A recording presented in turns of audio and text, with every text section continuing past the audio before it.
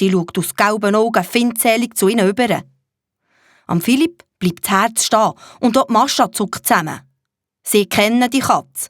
Oh, und wie dass sie sie kennen. Gerade vorletzt haben sie mit diesem Viech grässliche Sachen erlebt. Ksch, mach, dass du fortkommst, du Elendsbiest! Verschwind! Hast du gehört?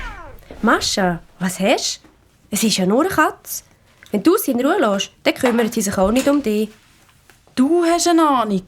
Weisst, das Büsi gehört Tante Eulalia und heisst Mimi. Ja, das weiss ich. Los, du bist. Raus da! Fort! Du bist genauso schlimm wie deine Herrin. Die Katze legt ihre Ohren hinter und sträubt das Fell. Es sieht einen Moment lang aus, als wolle sie die Mascha gerade angumpen.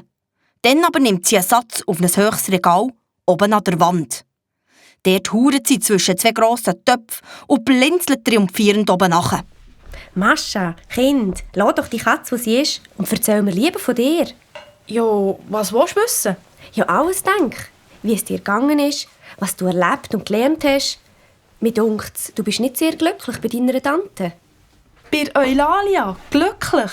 Das ist nicht die Ernst, Marisa. Du kannst ihr doch einfach Mami sagen, Mascha. Die beiden Hexen tauschen einen langen Blick. Und dann schauen beide den Philipp an aus ihren grünen, schönen Augen. Er fühlt sich wohl und geborgen. Und er erinnert sich an die Mondnacht, wo ihm Mascha von ihren Eltern erzählt hat. Von ihrer Mutter, die ohne Hex ist, und von ihrem Vater, einem Weltraumforscher. Die beiden sind zusammen nach Amerika gegangen und haben ihre kleine Tochter bei Eulalia Seidenbast gelassen. Wie geht's meinem Vater?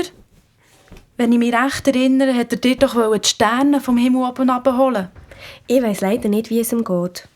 Ich habe ihn länger nicht mehr gesehen. Als ich gemerkt habe, dass ihm die Sterne wichtiger sind als ich, dann habe ich ihn verloren. Ja, und dann, wo sie wieder da waren, haben sie nicht die Mascha bei sich haben. Aber sicher doch. Mehr als alles andere auf dieser Welt. Aber ich habe mich nicht getraut, weil ich dachte, dass sie in der Zwischenzeit ihre Tante lieber hat als mich. Das war gerade beides ein ziemlicher Irrtum. Mami.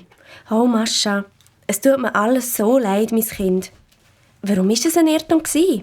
Erzähl mir's doch. Und die Mascha fängt an zu erzählen, fast ohne Schnauf zu holen. Sie erzählt, wie die schreckliche Tante aus ihr mit aller Gewalt eine böse Hex machen wollte. Wie sie ihr verboten hat, in die Schule zu gehen. Wie sie ihre 7 Cousins in Raben verwandelt und in einen Käfig eingesperrt hat. Aber sie sind jetzt wieder erlöst. Ich habe ihnen ihre menschliche Gestalt wiedergegeben und dafür die Eulalia als Eule in den Käfig gesetzt. Aber wieso? Wieso ist deine Tante denn jetzt da? Ich habe so eine Art Ferien gegeben, wegen der Hochzeit.